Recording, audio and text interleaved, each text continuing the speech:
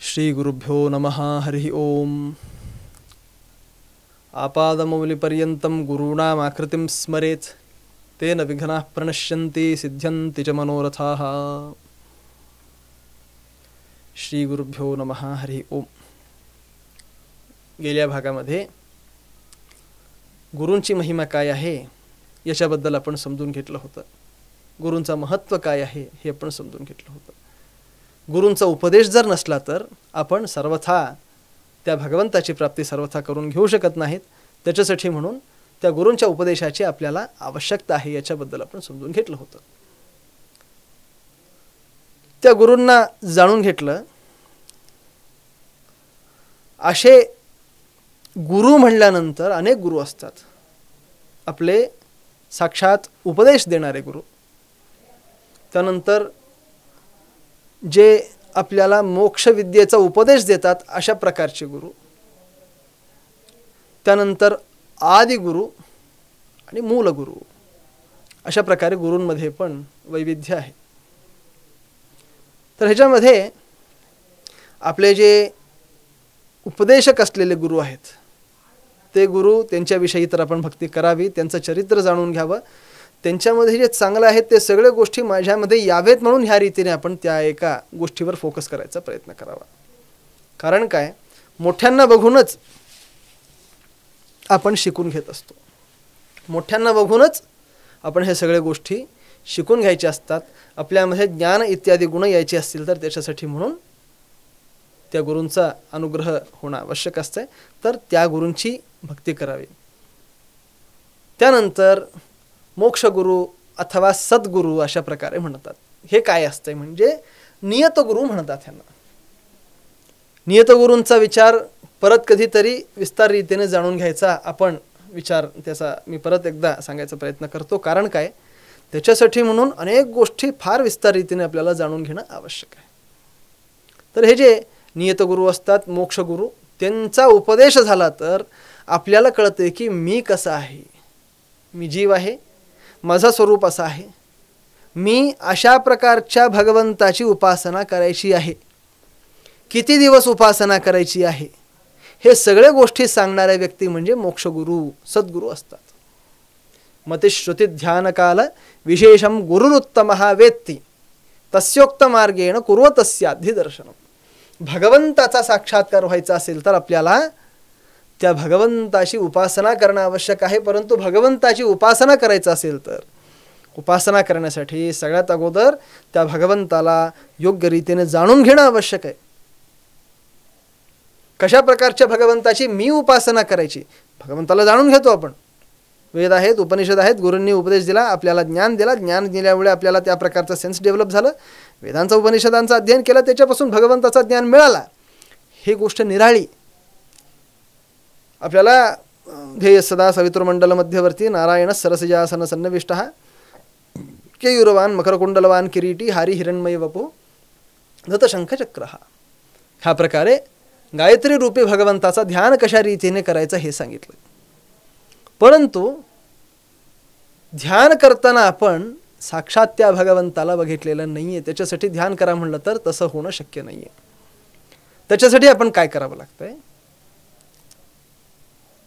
आपण हे जे सांगितलेलं ध्यान आहे हे ध्यान करत करत करत करत असताना आपली भगवंताला ज्या वेळेस वाटतं की हो आता ह्याची वेळ आलेली आहे, हा पक्व झालेला आहे, तर त्यावेळेस आपल्या नियत गुरूंना, एकेका जीवासाठी एक एक नियमित असलेले गुरु आहेत, त्यांना नियत गुरु म्हणतात. ते गुरु येतात, येऊन आपल्याला आपलं स्वरूप कसं आहे, मी कसा आहे, माझं स्वरूप काय आहे ह्याची जाणीव मला करून देतात. आपल्याला कळत नाही, ते आपले गुरु सांगेपर्यंत आपल्याला कळत नसतं. हे असते नियतगुरूचं महत्त्व. तर ह्या प्रकारे आपल्या स्वरूपाबद्दल सांगतात. त्या स्वरूपाबद्दल सांगून झाल्यानंतर परत एकदा आपल्याला कशा प्रकारच्या भगवंताच्या स्वरूपाची उपासना करायची आहे, कशा गुणाची उपासना करायची आहे, किती दिवसापर्यंत करायची आहे, केल्यानंतर त्याच्यापासून आपल्याला भगवंत संतुष्ट होऊन भगवंत आपल्याला दर्शन देतो. भगवंताचा साक्षात्कार अपरोक्ष ज्ञान आपल्याला होत असतो. मग त्या अपरोक्ष ज्ञानासाठी भगवंताचा गुरूंचा इतका महत्त्व आहे. इतकं महत्त्व आहे. तर त्याच्यासाठी मोक्षगुरू सद्गुरू अथवा नियतगुरू अशा प्रकारे. आणि त्याबरोबर ते कोणीही असू शकतात, आपल्याला माहीत नाही, आपल्या आजूबाजूला पण असू शकतात, परंतु आपलं साधन पक्व होणं आवश्यक आहे. त्याच्यासाठी ते वाट बघत असतात. ज्या दिवशी आपल्या साधनामध्ये पक्वता झाली त्या दिवशी ते येऊन आपल्याला उपदेश देऊन निघून जातात. त्या दिवशी ते उपदेश देऊन निघून जातात. त्या प्रकारे त्यांचं महत्त्व आहे. आणि त्यानंतर आदिगुरु, ज्यांनी आपल्याला ह्या एका गोष्टीचं सिद्धांताचं ज्ञान करून दिलेलं आहे, त्याच्यासाठी उपकार केला आहे, असे गुरु आपले आदिगुरु म्हणजे श्रीमद मध्वाचार्य. मध्वाचार्य त्यांनी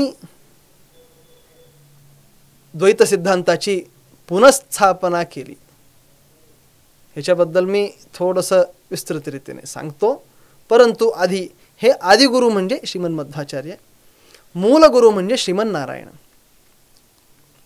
श्रीमन नारायण, नारायणापासून वायुदेव, वायुदेवाच्या द्वारे आपल्यापर्यंत हे सगळे गोष्टी त्या गुरूंच्या द्वारे क्रमाने आपल्यापर्यंत आज भगवंताचं तत्वज्ञान आलेलं आहे. तर मी एक गोष्ट सांगत होतो, ते काय म्हणजे मध्वाचार्यांनी द्वैत सिद्धांताची पुनःस्थापना केली. पुनःस्थापना म्हणजे काय? पुनःस्थापना म्हणजे काय? त्याच्यासाठी म्हणूनच मध्वाचार्यांच्या बद्दल सांगताना प्रातःसंकल्प गद्यामध्ये एक गोष्ट सांगितली जाते. राघवेंद्र स्वामी म्हणतात, अनादि सत्संप्रदाय परंपरा प्राप्त श्रीमद वैष्णव सिद्धांत प्रतिष्ठापकानां अतएव भगवत परमानुग्रह पात्र भूतानां सदा भगवत सन्निधो पूज्यानां. आपल्या मध्वाचार्यांची, आपल्या वायुदेवाची योग्यता काय आहे तर त्याच्याबद्दल आपण समजून घ्यायचं असेल तर अनादि काळापासून आलेलं जे वैष्णव सिद्धांत आहे, द्वैत सिद्धांत आहे, त्या सिद्धांताची प्रतिष्ठा, पुनःप्रतिष्ठा जी अनेक काळाच्या बलाच्या कारणाने तिरोहित झाली होती, तिची पुन्हा प्रतिष्ठा करून सगळ्या लोकांपर्यंत योग्य असलेलं ज्ञान त्यांनी मिळवून दिलं. त्याच्यासाठी म्हणूनच भगवंताचे परमानुग्रहासाठी पात्र आहेत श्रीमद मध्वाचार्य, अशा प्रकारे म्हणतात. अतएव भगवत परमानुग्रह पात्रभूतानां. तर मध्वाचार्यांनी अशा प्रकारे अनादि काळापासून असलेल्या द्वैत सिद्धांताची प्रतिष्ठा करून, पुनःप्रतिष्ठा करून आपल्याला द्वैत सिद्धांताचं अद्भुत असलेलं ज्ञान दिलेलं आहे. तर हे जे ज्ञान म्हणून आपण म्हणत आहोत, द्वैत सिद्धांत म्हणून म्हणत आहोत, हे ज्ञान म्हणजे काय, कुठून आलं, कसं आहे, याच्याबद्दल एक दोन गोष्टी आपण समजून घ्यायचा प्रयत्न करूया. आता तत्वज्ञानाच्या क्षेत्रामध्ये अनेक आचार्य लोक होऊन गेले आहेत. आता मी आतापर्यंत एक गोष्ट सांगितली की गुरु म्हणल्यानंतर त्यांनी एखाद्या शिष्य असलेल्या व्यक्तीला योग्य असलेलं ज्ञान देणं आवश्यक आहे. परंतु गुरु ज्या वेळेस शिष्याला योग्य असलेलं ज्ञान देत असताना भगवंताला समजून घेण्यासाठी वेदांची आवश्यकता असते. वेदांची आवश्यकता आहे. तर वेदांपासून आपण भगवंताला कशा रीतीने समजून घेतो हे त्याच्यावरनं, त्याला कोणत्या दृष्टिकोनाने बघतो तशा दृष्टिकोनाने आपल्याला सगळं वेद समजून येत असतंय. वेदांपासून, उपनिषदांपासून आपण भगवंताला समजून घ्यायचं असेल तर त्याच्यासाठी गुरूंची आवश्यकता आहे, योग्य असलेल्या गुरूंची आवश्यकता आहे, सर्वज्ञ असलेल्या गुरूंची आवश्यकता आहे. फक्त आपण वेद बघितलं, त्याच्यामध्ये जे लिहिलेलं आहे त्याला तसं समजून घेतो म्हणलं तर अनर्थ होत असतंय, अनर्थ होत असतंय. तशा रीतीने आपल्याला सहज वेदांपासून भगवंत समजून येत नसतो. त्याच्यासाठी अनेक ग्रंथांची आवश्यकता आहे, अनेक वेगळ्या वेगळ्या वेदवाक्यांची आवश्यकता आहे, अनेक प्रकारच्या पुराण, ब्रह्मतर्क इत्यादी गोष्टी आहेत, त्या सगळ्यांचा सहारा घेणं आवश्यक आहे. त्याच्यासाठी एक गोष्ट सांगतात, त्याच्यासाठी एक गोष्ट सांगायचा संप्रदाय, ते काय म्हणजे इतिहास पुराणाभ्याम वेदार्थम उपब्रह्मयेत. इतिहास, पुराण यांचे जे वचन आहे त्या वचनाच्या अनुसारेण वेदांचा अर्थ सांगावा अशा प्रकारे म्हणतात. मग बघा, वेदांपासून आपण भगवंताला जाणून घ्यायचं म्हणलं तर वेदांना जर बघायला गेलं तर वेदांमध्ये कितीतरी प्रकारच्या गोष्टी अशा येतात, त्या गोष्टींना बघितलं तर आपल्या मनामध्ये संभ्रम निर्माण होणं हे सहज गोष्ट आहे, सहज गोष्ट आहे. त्याच्यासाठी म्हणून गुरूंची आवश्यकता आहे. गुरु काय करतात त्याच्यासाठी म्हणून योग्य असलेला एक उदाहरण कशाचा? प्रमाणाचं. प्रमाण म्हणजे एखाद्या ब्रह्मतर्कामध्ये अथवा दुसऱ्या कोणत्या तरी पुराणामध्ये त्याचा आपण उदाहरण देऊन ह्या वेदवाक्याचा अर्थ अशा रीतीने आपण समजून घ्यावा म्हणून समजून सांगतात. म्हणजे ह्या रीतीने समजावून सांगणं आवश्यक आहे. अशा प्रकारे अनेक प्रमाणांचा उदाहरण करून, अनेक वेदवाक्यांचा उदाहरण करून त्या एका वेदवाक्याच्या अनुसारेण आणि त्या एका पुराण वाक्यांच्या अनुसारेण, त्या प्रमाणाच्या अनुसारेण योग्य रीतीने वेदांच्या विषयी समज दिलेले, उपनिषदांचा ज्ञान दिलेले आचार्य म्हणजे श्रीमन मध्वाचार्य मात्र आहेत. आपल्या डोक्यामध्ये जे आलं ते कधी त्यांनी सांगितलं नाही. म्हणजे आपल्या डोक्यामध्ये येणं म्हणजे काय? समोर जे दिसलं तशाच प्रकारे अर्थ त्यांनी कधी सांगितला नाही. ते अर्थ सांगण्यासाठी तिथे आलेल्या शब्दासाठी योग्य असलेलं एखादा प्रमाण उचलून तिथे मध्वाचार्य समोर ठेवतात. ते प्रमाण इतके विचित्र म्हणजे विचित्र सांगण्याचा अर्थ काय म्हणजे अद्भुत असतात. म्हणजे त्या वेदवाक्यामध्ये ज्या ज्या प्रकारचे शब्द आहेत ना तेच शब्द त्या प्रमाणामध्ये असतात, त्या एका श्लोकामध्ये असतात.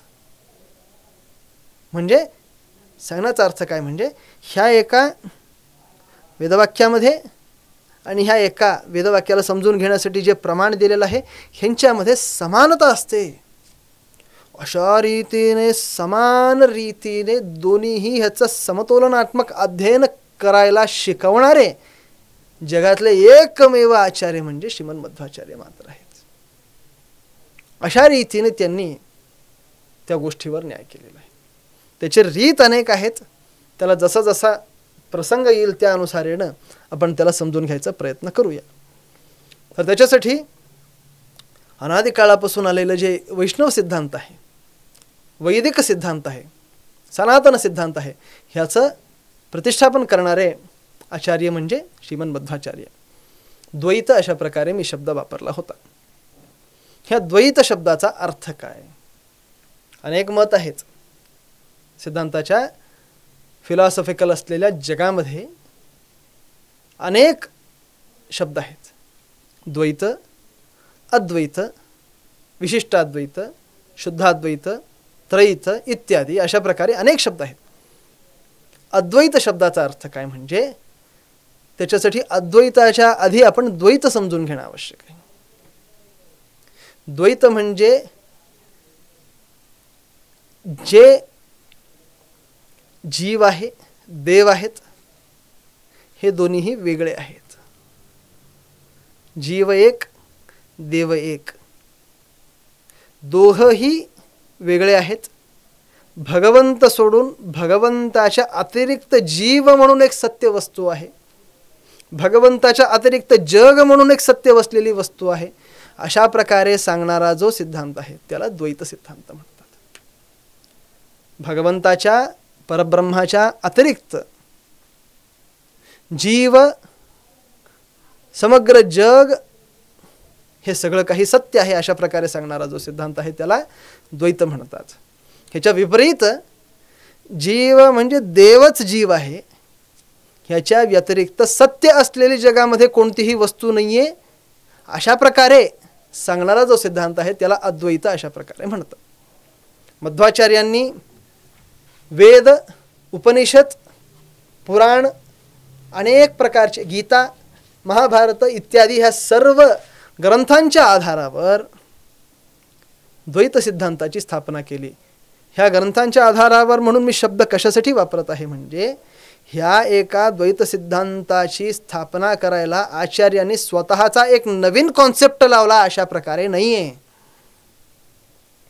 जसं आहे तशा प्रकारे त्यांनी प्रामाणिक रीतीने त्याला जगाला कंट्रीब्यूट केलेलं आहे, त्यांची देणगी आहे. भगवंताच्या बद्दल सांगताना सुद्धा मध्वाचार्य सुंदर असलेल्या भगवंताचा कॉन्सेप्ट जगाला देतात, भक्तीचा कॉन्सेप्ट देतात, जीवस्वरूपाचा कॉन्सेप्ट देतात, त्याचा फार विस्तार असलेला विचार सांगतात. वेदार्थांच्या जगामध्ये मध्वाचार्यांचा हात धरणारा जगामध्ये दुसरा कोणी व्यक्ती नाही. अशा रीतीने वेदांचा उपनिषदांचा अर्थ सांगतात भाष्याच्या द्वारे. असे आचार्य म्हणजे युनिक असलेले आचार्य म्हणजे श्रीमद मध्वाचार्य एकटेच. मध्वाचार्य एकटेच. असे मध्वाचार्य, त्यांच्याबद्दल पुराणांमध्ये अनेककडे आपल्याला त्यांचं नाव आपल्याला ऐकायला मिळतं आहे. त्याबरोबर वेदामध्ये सुद्धा त्या मध्वाचार्यांचा नाव आपल्याला ऐकायला मिळतं. विष्णोः परे पदे परमे मध्व उत्साह अथवा यदीमनुपदी वो मध्व आधवे गुहा संतम मातरिश्वा अमथायती बलित्था सूक्त. ह्या प्रकारे वेदांमध्ये सुद्धा मध्वाचार्यांच्या बद्दल उल्लेख आहे. दशप्रमती अशा प्रकारे पण त्यांना म्हणतात. दशप्रमतीम जनयंत योषणः अशा प्रकारे दशप्रमती म्हणून मध्वाचार्यांच्या विषयी शब्द वापरलेला आहे. ह्या प्रकारे मध्वाचार्यांच्या बद्दल आपल्याला, त्यांच्या अस्तित्वाबद्दल वेदांमध्ये आपल्याला अनेक प्रकारचे कोटेशन्स प्रमाण सापडतात.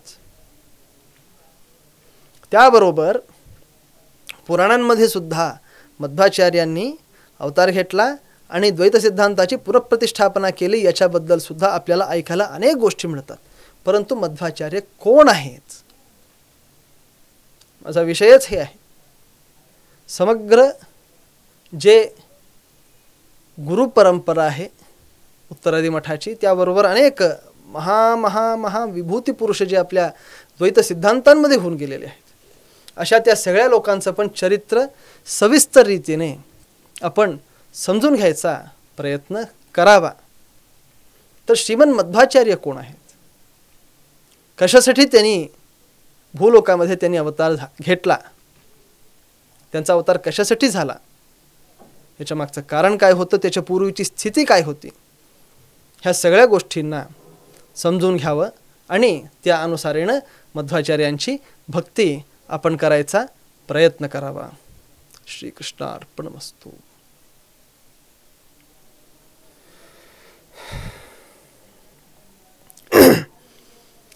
श्री गुरुभ्यो नमः. हरिः ओम.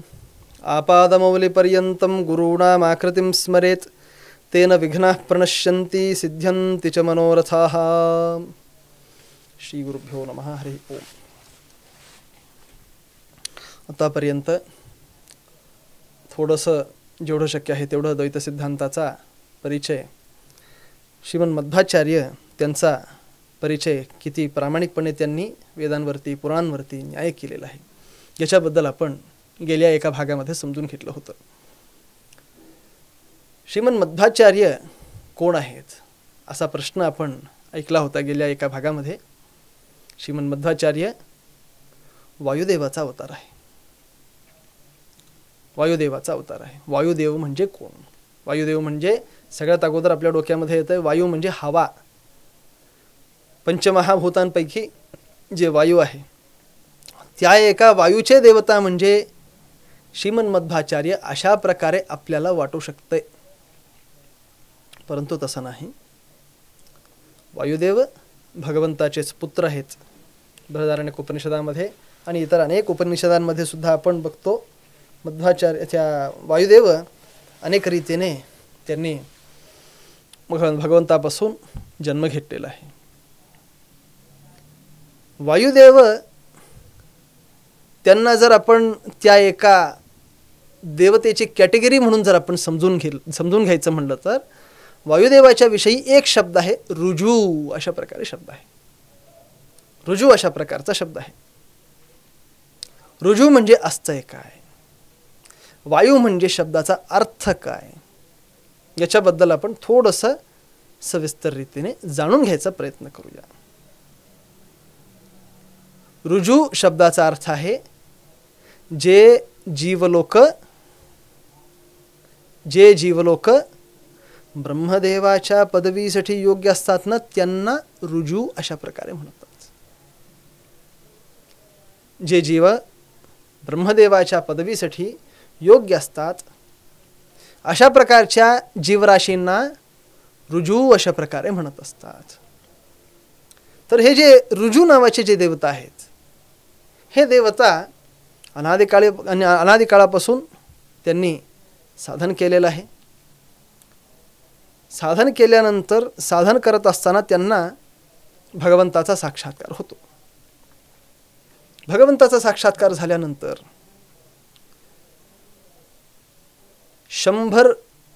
99 ब्रह्मदेव गेल्यावर ज्या एका ऋजू असलेल्या व्यक्तीला भगवंताचा साक्षात्कार झालाय, तो ब्रह्मदेव होण्याचं स्थान येतो.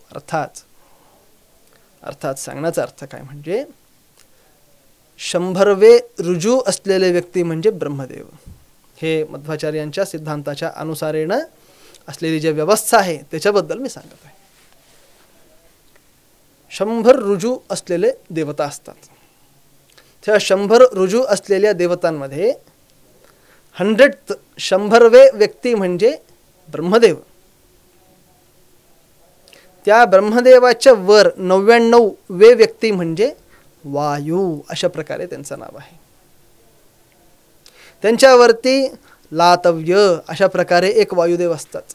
अशा प्रकारे एक ऋजू असलेले व्यक्ती असतात. वायुदेव नाही, ऋजू असलेले व्यक्ती.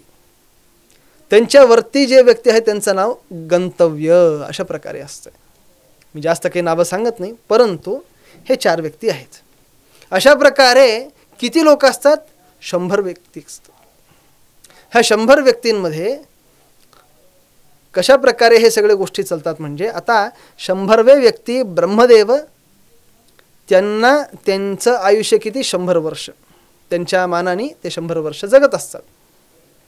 ब्रह्मदेवाचा एक दिवस किती मोठा असतो? 14 मन्वंतर जर एकदा पूर्ण झाले तर 14 मन्वंतराचा काळ म्हणजे ब्रह्मदेवाचा अर्धा दिवस, 12 तासाचा एक दिवस. 12 तासाची जर अजून एकदा जर 14 मन्वंतर झाले तर 12 तासाची एक रात्र. अशा रीतीने 2 वेळेस कल्प म्हणतात ह्याला. 2 वेळेस 14 मन्वंतराचे चक्कर झाले तर एक ब्रह्मदेवाचा दिवस होतो. अशा प्रकारचे दिवस 360. अशा प्रकारच्या दिवसाच्या मानाने 100 वर्ष ब्रह्मदेवाचं आयुष्य आहे. तर अशा प्रकारचा दीर्घ असलेला आयुष्य श्री ब्रह्मदेवाचं असतंय. ते ब्रह्मदेव त्या 100 वर्षाचं त्यांचं जे आयुष्य आहे ते आयुष्य काढल्यानंतर त्या एका ब्रह्मदेवाच्या स्थानावरती ब्रह्मदेव त्यांचं साधन झालं, भगवंत त्यांना मोक्षाला घेऊन जातात. ब्रह्मदेव डायरेक्टली मोक्षाला जातात भगवंताच्या अनुग्रहाने. वायुदेव मात्र डायरेक्टली भगवंताच्या जवळ जाऊन मोक्ष प्राप्त करून घेतात असं नाही आहे. वायुदेव ब्रह्मदेवाच्या पदावर येणार आणि तिथूनच ते मोक्षाला जाणार. म्हणजे हे जे ऋजू आहेत, ऋजू एक एक स्थान पुढं सरकत जातात. म्हणजे वायुदेव ब्रह्मदेव होणार. ब्रह्मदेव जे मागे जे लातव्य नावाचा जो व्यक्ती आहे तो वायू होणार. गंतव्य जो आहे तो लातव्य होणार. ह्या प्रकारे एक व्यक्ती पुढं सरकत जातात. 100 लोक उभे आहेत. एक व्यक्ती पुढं सरकला म्हणजे ब्रह्मदेव मुक्त झाले तर ब्रह्मदेवाच्या स्थानावर 99वा व्यक्ती वायुदेव येणार. त्या वायुदेवाच्या स्थानावर गंतव्य नावाचा व्यक्ती आहे तो येणार. गंतव्याचा लातव्य नावाचा जो व्यक्ती आहे तो वायुदेवाच्या स्थानावर येणार. लातव्याच्या स्थानावर गंतव्य नावाचा व्यक्ती येणार. ह्या प्रकारे हे 100 लोक एका पुढे एक अशा प्रकारे सरकत येत असतात. त्यानंतर पहिली जागा ज्यावेळेस रिकामी होते ना, त्या जागेवरती अजून एक ऋजू असलेला व्यक्ती येऊन बसतो. त्या पहिल्या ऋजूच्या स्थानावर असलेल्या व्यक्तीचं नाव असतं कल्की. ह्या प्रकारे 100 ऋजू, 100 ब्रह्मदेव तितक्या स्थानापर्यंत त्यांचं साधन असतंय. इतकी मोठी योग्यता आहे त्यांची. ह्या प्रकारे ब्रह्मदेवाच्या स्थानावरती येऊन ब्रह्मदेवाच्या स्थानावर राहून जे पारमेष्ठ्य म्हणतात अशा प्रकारच्या स्थानावरती राहून भगवंताची सेवा करून मोक्षाला जातात. त्यांची महिमा फार अद्भुत आहे, फार दिव्य आहे, फार विस्तार आहे. इतकी विस्तार आहे, उपनिषद, वेद, पुराण त्यांच्या महिमेचं कथन करत असतात. ह्याच वायुदेवानी, वायुदेव आपली तर एक स्लोगन आहे, ते काय? हरी सर्वोत्तम, वायू जीवोत्तम. वायू जीवोत्तम म्हणतात. काय त्या वायू जीवोत्तम म्हणण्याच्या मागची स्टोरी काय, कथा काय? तर त्याच्यासाठी एकदा काय झालं. आता सगळ्या देवता लोकांमध्ये मार्गशीर्ष मास महात्म्य बहुशा स्कंद पुराणांतर्गत मार्गशीर्ष मास महात्म्य आहे. त्या मार्गशीर्ष मास महात्म्यामध्ये एक गोष्ट येते. कोणत्या देवतेला एका युवराज पदावरती बसवायचं अशा प्रकारचा विचार चालू होता. अशा प्रकारचा विचार चालू असताना सगळे लोक मी मी मी म्हणून पुढे येतात. त्यावेळेस एक परीक्षा घ्यावी म्हणून सांगितलं गेलं. काय परीक्षा? एक मृत असलेलं शरीर आहे. त्या मृत असलेल्या शरीरामध्ये सगळे तुम्ही देवता प्रवेश करा. तुमचं एक एक अवयव आहे ना, ज्यांचे तुम्ही देवता आहात, त्या अवयवामध्ये तुम्ही प्रवेश करा. हो, करतो म्हणले देवतांनी. पुढं काय? ज्या एका व्यक्तीच्या प्रवेशाने ते शरीर जिवंत होणार, तो व्यक्ती उत्तम अशा प्रकारे मानला जाणार. एवढंच नसता, ज्या व्यक्तीच्या शरीरातनं बाहेर आल्यावर तो जीव निर्जीव होऊन जाणार, ते शरीर, अशा प्रकारच्या व्यक्तीला उत्तम अशा प्रकारे मानलं जाणार. म्हणजे शरीरात प्रवेश केल्याने जीव सजीव व्हावा, शरीरातनं बाहेर आलं तर तो शरीर निर्जीव व्हावा. अशा प्रकारे ज्या व्यक्तीच्या प्रवेशाने होईल त्या माणसाला आम्ही मानणार. युवराजाच्या स्थानावर त्याला बसवला जाणार, तो जीवोत्तम अशा प्रकारे मानला जाणार. सगळे देवता गेले. सूर्य, श्रवणेंद्रियाचे देवता, अश्विनी देवता, दिग्देवता, ते तोंडामध्ये अग्नी, ह्या प्रकारे त्या स्थानामध्ये जिथे जिथे जे जे देवता आहेत त्या स्थान त्या स्थानामध्ये जाऊन बसलं तरी सुद्धा त्या शरीरामध्ये कसल्याही प्रकारची चेष्टा झाली नाही. पायामधले देवता पायामध्ये गेले. हातातले देवता दक्ष, ते सुद्धा हातामध्ये जाऊन बसला, परंतु हातामध्ये कसलीही प्रकारची चेष्टा नाही. डोळ्यामध्ये अग्नी, चंद्र, सूर्य, त्यांनी सुद्धा डोळ्याचे पापण्या बंद करणं असं उघडायचा प्रयत्न केला, त्यांच्या हाती पण ते झालं नाही. मनाचे देवता महादेव ते विचार करायचा प्रयत्न करतात, त्यांच्या हाती पण ते झालं नाही. परंतु ज्या क्षणी वायुदेव भगवंताचे साक्षात पुत्र त्या एका शरीरात प्रवेश करतात, शरीरात प्रवेश केलं की शरीरामध्ये डोळे बंद चालू व्हायला लागले, मनामध्ये विचाररूपी प्रक्रिया सुरू झाली, हातामध्ये चलन सुरू झालं, पाय चालायला लागले. ह्या प्रकारे हे सगळे ह्या गोष्टींची सुरुवात झाली ज्या क्षणी वायुदेवानी त्या शरीरामध्ये प्रवेश केला. त्या शरीरातून ज्या वेळेस दुसरी परीक्षा, शरीरामध्ये प्रवेश केल्यानंतर ते शरीर सजीव व्हावा, त्या शरीरातनं बाहेर आल्यानंतर ज्या वेळेस ते शरीर निर्जीव होईल, ते सुद्धा परीक्षा होणे आवश्यक आहे. मग त्यासाठी म्हणून एक एक देवता सगळे बाहेर आले. वायुदेव सोडून इतर सगळे देवता बाहेर आले. वायुदेव आले नाही. जेव्हापर्यंत वायुदेव त्या शरीरामध्ये होते तेव्हापर्यंत तो जीव सजीव होता, तो शरीर सजीव होता. ज्या क्षणी त्या एका शरीरातनं वायुदेव बाहेर आले त्या क्षणी तो शरीर निर्जीव अशा प्रकारे झाला. तर त्याच्यासाठी म्हणून वायुदेव असलं तर शरीर सजीव आहे, वायुदेव जर नसतील तर मात्र तो जीव निर्जीव आहे. म्हणजे त्यांच्यामुळेच जीव जिवंत राहू शकतो, ते नसता जीव सर्वथा जिवंत राहू शकत नाही. त्याच्यासाठी म्हणून वायुदेवाच्या विषयी आपली तर काय म्हणतात, वायु जीवोत्तम. वायुदेव जीवोत्तम असल्याचा सिद्धांत अशा प्रकारे आपण बघत असतो. अशा प्रकारचे महान व्यक्ती असतात श्री वायुदेव. वेदामध्ये त्यांच्याबद्दल उल्लेख येणं म्हणजे साधारण गोष्ट आहे. वेद त्या वायुदेवाची महिमा सांगणं म्हणजे साधारण गोष्ट नाही आहे.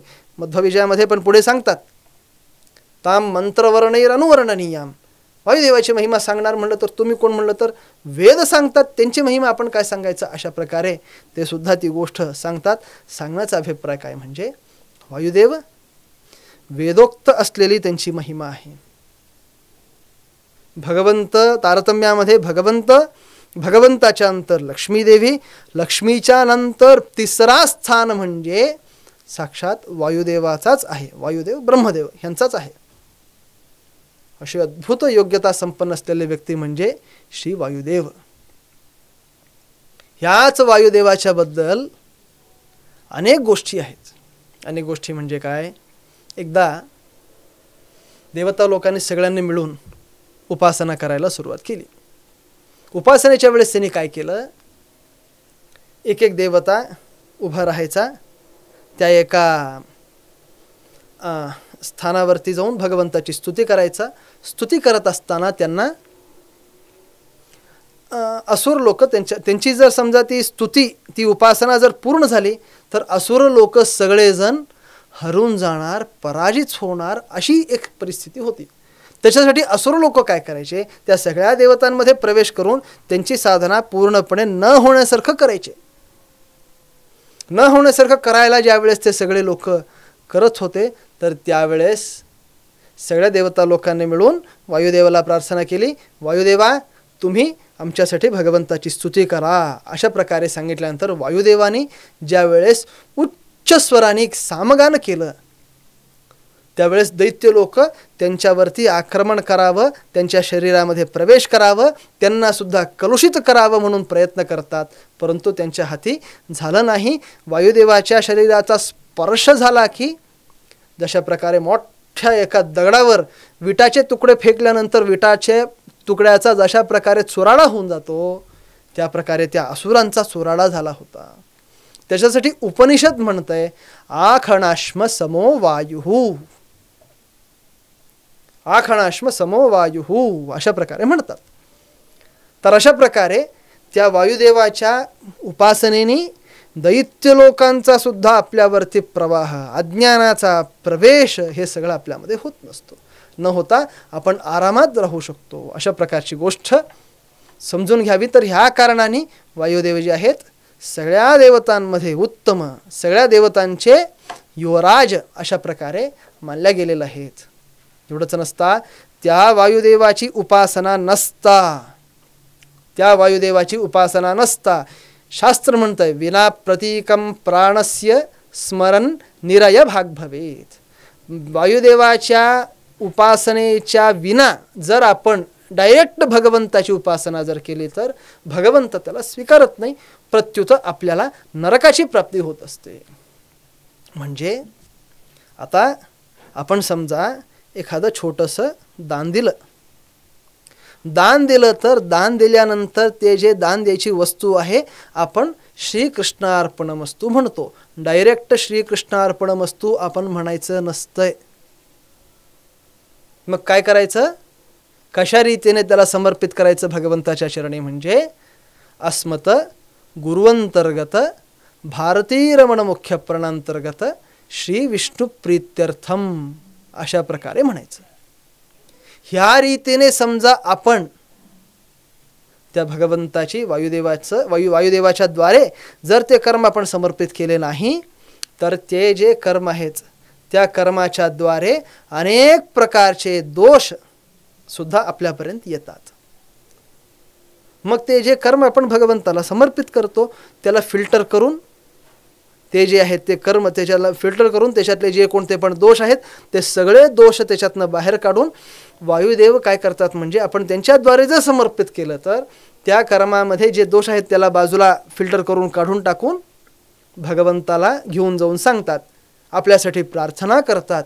काय प्रार्थना करतात, दीनम दूनम शरणागतम एनम उद्धर. भगवंता हा दीन व्यक्ती आहे, तुझ्या शरणागती आलेला आहे, त्यासाठी अशा प्रकारच्या व्यक्तीची तू कृपया त्याचा उद्धार कर. अशा प्रकारे वायुदेव प्रार्थना करतात. आपला मग बघा, विचार करा, वायुदेवाचा उपकार आपल्यावरती किती आहे. म्हणजे समजा वायुदेवाने आपल्यासाठी सर्वथा भगवंताच्या चरणी प्रार्थना केली नसतील तर भगवंत आपल्याला स्वीकारणार नाही. भगवंत आपल्याला स्वीकारायचा असेल तर त्याच्यासाठी वायुदेवाच्या द्वारे गेलं तर वायुदेव आपल्याला स्वीकारतात, मीडिएटर म्हणून असतात. उदाहरणार्थ, आजकाल पूर्वीच्या काळाच्या फ्रीजमध्ये एक वस्तू असायची, त्याच्याद्वारेच करंट पास व्हायचं. त्याच्याद्वारे जर समजा आपण ते नसता जर डायरेक्ट जर फ्रीज लावलं तर शॉर्ट होत होतं. मग ती जे इलेक्ट्रिक वस्तू आहे, स्टॅबलायझर म्हणतात त्याला, तर स्टॅबलायझर नसता जर समजा आपण डायरेक्ट जर फ्रीज लावलं तर काय होतंय, कितीतरी त्याच्याद्वारे जास्त करंटचा फ्लो होऊन ते शॉर्ट सर्किट होऊ शकतं. अशा प्रकारचे दोष तिथे असतात, त्यासाठी स्टॅबलायझर लावतात. त्याप्रकारे आपण जे उपासना केली, जे सत्कर्म केलं, ते सत्कर्म भगवंतापर्यंत शुद्ध रीतीने त्याच्यातले सगळ्या दोषांचा निवारण करून भगवंतापर्यंत पोचवून आपल्या प्रीत्यर्थ, आपल्यासाठी म्हणून भगवंत प्रीत होण्यासाठी जे सांगायचं आहे ते कार्य वायुदेव आपल्यासाठी करत असतात. हे वायुदेवाचा उपकार आपल्यावरती आहे. तर अशा प्रकारच्या वायुदेवानी ज्यांचे गुण उपनिषदांमध्ये आहेत, पुराणांमध्ये आहेत, ज्या वायुदेवानी विषपान केला समुद्रमथनाच्या काळामध्ये, अशा प्रकारच्या वायुदेवाच्या महिमेच्या बद्दल आपण काय म्हणून सांगू शकतो. त्या कारणाने अशा वायुदेवानी 3 अवतार घेतले होते. एक हनुमंत, दुसरा भीमसेन आणि तिसरा आहे श्रीमन मध्वाचार्य. प्रथमो हनुमान नामा, द्वितीयो भीम एवच, पूर्णप्रज्ञस्तृतीयस्तु भगवत कार्य साधकः. अशी महिमा त्या वायुदेवाची आहे. 3 अवतार घेऊन त्यांनी आपल्यावरती अनेक उपकार केलेले आहेत. अशा वायुदेवांची भक्ती केली तर त्याच्यापासून आपल्याला भगवंताची भक्ती करायला अनुकूल होते. त्याच्यासाठी म्हणून आपण अवश्य त्या भगवंताच्या भक्तीसाठी म्हणून त्या वायुदेवाची भक्ती करावी. अशा वायुदेवाला समजून घ्यावं, त्यांची पूजा करावी, अशा प्रकारे सांगता. श्रीकृष्णार्पणमस्तु. हरये नमः.